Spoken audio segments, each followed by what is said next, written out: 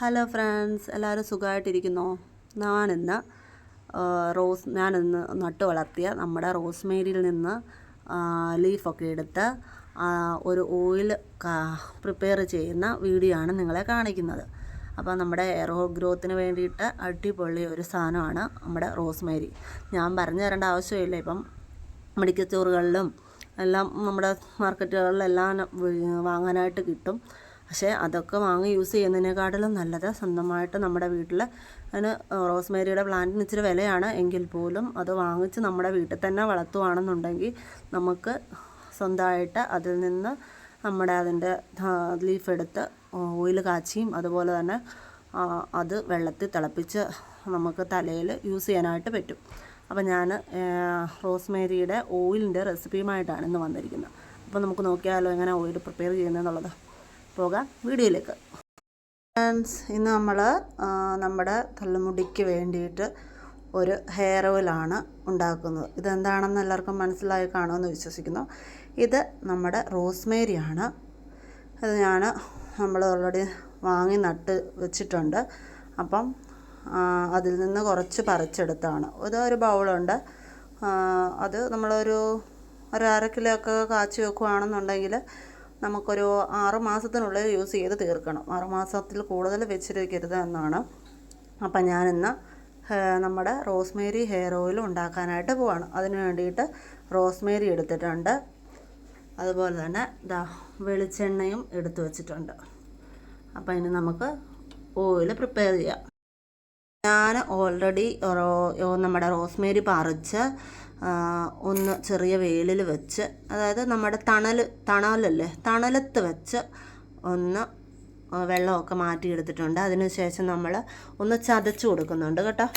ഞാനിത് പഴയ പാത്രം തന്നെയാണ് എടുത്തേക്കുന്നത്, അതുകൊണ്ടാണ് ഇതിനകത്ത് തന്നെ വെച്ചേക്കുന്നത്. നമ്മളൊന്ന് ചതച്ച് കൊടുക്കുകയാണെന്നുണ്ടെങ്കിൽ നമുക്ക് എന്താ പറയുക, അതിൻ്റെ സത്തൊക്കെ നന്നായിട്ടൊന്ന് എണ്ണയിൽ പെട്ടെന്ന് അലിഞ്ഞ് ചേർന്ന് കിട്ടാനായിട്ട് പറ്റും. ഞാൻ ഇതൊന്ന് നന്നായിട്ട് ചതച്ചെടുക്കുന്നുണ്ട്. നല്ലപോലെ ഒന്ന് ചതച്ചെടുത്തിട്ടുണ്ട്. കാണുമ്പോൾ മനസ്സിലാവുമല്ലോ, ഇത് നന്നായിട്ടൊന്ന് ചതഞ്ഞിട്ടുണ്ട്. കല്ലലി വെച്ചൊന്ന് ചതച്ചെടുത്താൽ മതി. ഇതൊന്ന് നമ്മൾ കഴുകി ഒന്ന് ചെറിയ ഇളം വെയിൽ വെച്ചൊന്ന് വെള്ളം തോർത്തിയെടുത്തതിന് ശേഷം വേണം ഇങ്ങനെ ചെയ്യാനായിട്ട്. ഇല്ലെങ്കിൽ പെട്ടെന്ന് നമ്മുടെ എണ്ണ കനച്ചു പോവും. അപ്പോൾ ഇത് ഇങ്ങനെ ചതച്ചെടുത്തതിന് ശേഷം നമ്മൾ ഇരുമ്പ് ചട്ടിയാണ് എടുത്തേക്കുന്നത് കേട്ടോ. ഇരുമ്പ് ചട്ടിയിൽ അത് ചൂടാകാൻ വെച്ചതിന് ശേഷം ആവശ്യത്തിനുള്ള എണ്ണ ചേർത്ത് കൊടുക്കുകയാണ് കേട്ടോ. ഞാൻ ഒരു 1/4 കിലോ എണ്ണ ഉണ്ടാക്കാനുള്ളത് എടുക്കുന്നുള്ളൂ കേട്ടോ.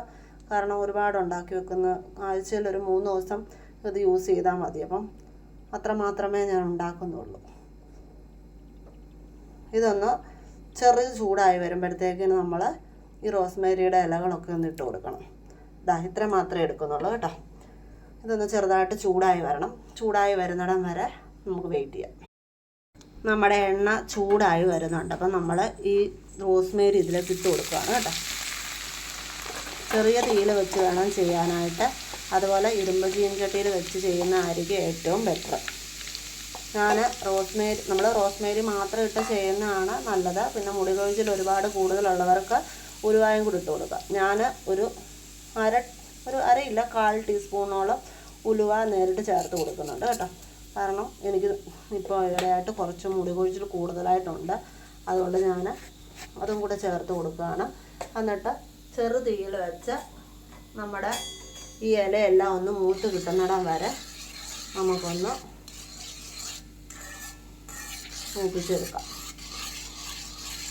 ഇടയ്ക്കൊന്ന് ഇളക്കിയിട്ട് കൊടുക്കുക. ഞാനിത് പപ്പടക്കമ്പ് ഇട്ടാണ് ഇത് ഇളക്കി കൊടുക്കുന്നത്. മറ്റേ തടിയുടെയൊക്കെ സ്പൂൺ ഉണ്ടെന്നുണ്ടെങ്കിൽ അതിട്ട് കൊടുത്താലും മതി. ഞാനിപ്പോൾ ഇരുമ്പ് ചട്ടിയിലായതുകൊണ്ട് ഇത് തന്നെയാണ് ഉപയോഗിക്കുന്നത്. അപ്പോൾ നമുക്ക് ഇത് ഒത്തിരി നേരമൊന്നും ചെയ്യേണ്ട ആവശ്യമില്ല. ചെറുതീയിൽ ഒരു 15 മിനിറ്റൊക്കെ ചെയ്താൽ മതി കേട്ടോ. അതൊന്ന് മൂത്ത് കിട്ടി കഴിയുമ്പോൾ നമ്മുടെ എണ്ണ ഇവിടെ റെഡിയായി കിട്ടും. അതിനാണ് നമ്മൾ എന്താ പറയുക, ഇത് ചതച്ചിട്ട് ചെയ്യുന്നത്. ചതച്ചിട്ട് ചെയ്യുമ്പം പെട്ടെന്ന് നമുക്കിതിൻ്റെ സത്തെല്ലാം ഇതിലിറങ്ങി കിട്ടും. എന്നിട്ട് നമ്മൾ സാധാ ഓയിൽ യൂസ് ചെയ്യുന്ന പോലെ തന്നെ ഇത് ഡെയിലി യൂസ് ചെയ്യാം. അതുപോലെ തന്നെ ആഴ്ചയിൽ 3 വട്ടം യൂസ് ചെയ്താലും മതി. ഞാൻ യൂസ് ചെയ്യുന്നത് ആഴ്ചയിൽ 3 ദിവസമാണ്. അപ്പോൾ ആ രീതിയിൽ യൂസ് ചെയ്യുക, നല്ല മാറ്റമുണ്ട്. ഇതിൻ്റെ നമ്മൾ എന്താ പറയുക, ഈ റോസ്മേരിയുടെ ഇലയെടുത്ത് തിളപ്പിച്ച് അതിൻ്റെ വെള്ളം നമ്മൾ തലയിൽ, അതായത് അപ്പോൾ 1 ഗ്ലാസ് വെള്ളം എടുത്ത് 1/2 ഗ്ലാസ് വെള്ളമാക്കി ഈ ഇലയും ഇട്ട് വറ്റിച്ചെടുത്ത് അത് നമ്മൾ ഒരാഴ്ചയൊക്കെ ഫ്രിഡ്ജിൽ വെച്ച് യൂസ് ചെയ്ത് നമ്മുടെ തലയിൽ കുളിക്കുന്നതിന് മുന്നായിട്ട് തല തേച്ച് മസാജ് ചെയ്യും. നമ്മൾ ഒരാഴ്ച ഫ്രിഡ്ജിൽ വെച്ചിട്ട് നമ്മുടെ എന്താ പറയുക, കുളിക്കുന്നതിന് 1 അരമണിക്കൂർ മുന്നായിട്ട് തലയിൽ തേച്ച് മസാജ് ചെയ്യുകയാണെന്നുണ്ടെങ്കിൽ നല്ല മാറ്റം കിട്ടും. പിന്നെ അലർജി ഇഷ്യൂ ഉള്ളവരൊക്കെ അങ്ങനെയൊക്കെ ചെയ്യാൻ ബുദ്ധിമുട്ടുണ്ടെന്നുണ്ടെങ്കിൽ 10 മിനിറ്റ് വെള്ളം മാത്രം ചെയ്യാം.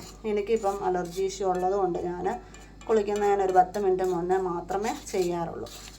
പണ്ടൊക്കെ ഒരുപാട് ഹെയർ ഐറ്റംസ്, അതായത് മുടിയുടെ കെയറിങ്ങിന് വേണ്ടിയിട്ട് ഒരുപാട് കാര്യങ്ങൾ ചെയ്യാമായിരുന്നു. ഇപ്പം നമുക്ക് ഒന്നും ചെയ്യാൻ പറ്റാത്തൊരവസ്ഥയാണ്. അതുകൊണ്ടാണ് കൂടുതലും ഇങ്ങനെയുള്ള ഓയിൽ ഐറ്റംസിലാണ് കൂടുതലും ചെയ്യുന്നത്. എണ്ണ അതൊക്കെ പാടാണ് ഇപ്പം ചെയ്യാനായിട്ട്, കാരണം തണുപ്പടിച്ച് കഴിയുമ്പോഴേ അലർജി ഉണ്ടാവും.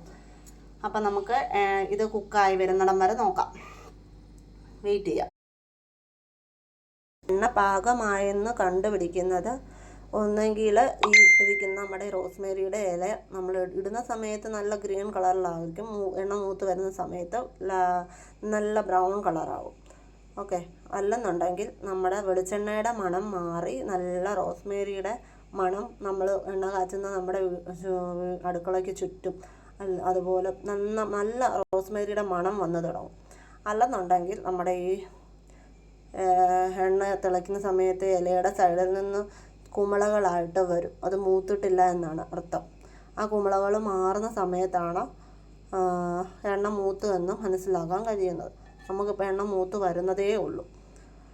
അപ്പോൾ ഈ 3 രീതിയിൽ നമുക്ക് എണ്ണ മൂത്തു എന്ന് മനസ്സിലാക്കാനായിട്ട് കഴിയും.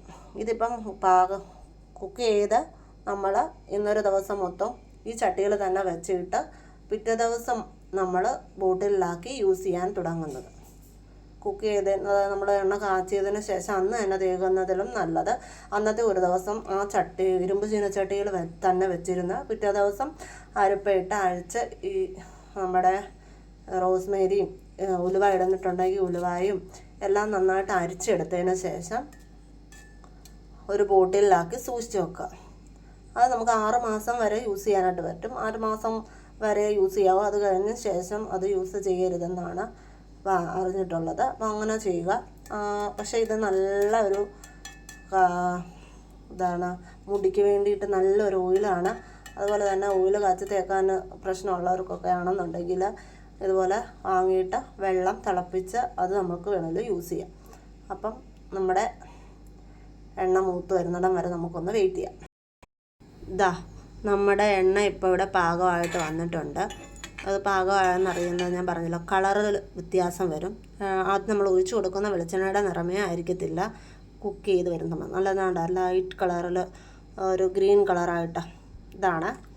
അതുപോലെ തന്നെ നമ്മുടെ റോസ്മേരി എല്ലാം നല്ലപോലെ മൂത്ത് കിടക്കുകയാണ്. അപ്പോൾ ഇന്നത്തെ ദിവസം മൊത്തം നമ്മൾ ഇതിവിടെ ഇങ്ങനെ വെച്ചിരിക്കും. ഞാൻ ഈ ഒരു സ്പൂണിട്ട് കാണിക്കാൻ കാരണം നിങ്ങൾക്ക് കളറ് മനസ്സിലാകാൻ വേണ്ടിയിട്ട് മാത്രമാണ് കേട്ടോ.